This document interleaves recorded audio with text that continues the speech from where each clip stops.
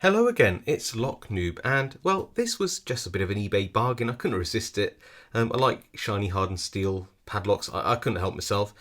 And yeah, this is the Kasp 18060, not the 18060X, which I did pick recently, which is the closed shackle version. This is the open shackle version.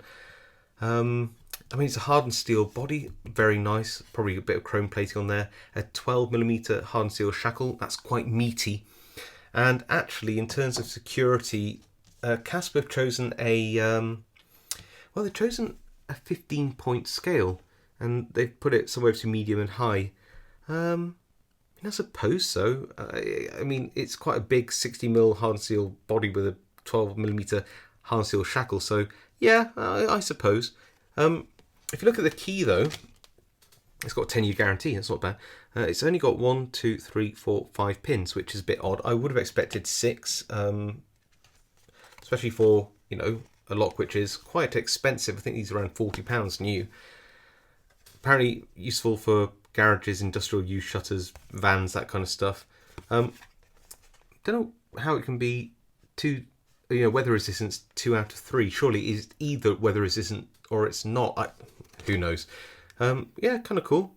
But yeah, 10-year guarantee, that's not so bad at all. Let's see how hard it is to pick. Going to throw it in a vise and give it a go. So yeah, let's pop this in.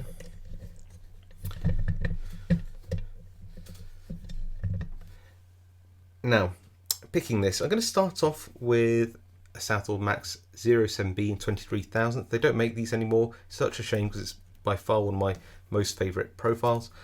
I've got a couple, so I hope I don't break any. Pick in, tension on, pull back to see what needs to be picked. Pin 2 there.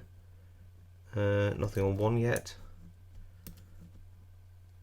5. 3 there. Now 1. Not onto it. I think it's a bit of false set. Just going to swap over to a medium hook. See if I can risk it. Get in there. Oh, yeah, into a bit of a deeper full set. Pin 5 now. Bit of counter rotation. There we go.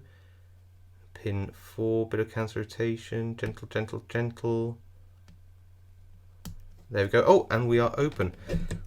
Well, for a big bad padlock, that's surprisingly easy to pick. I guess if it really did have 6 pins, it would have been a lot better.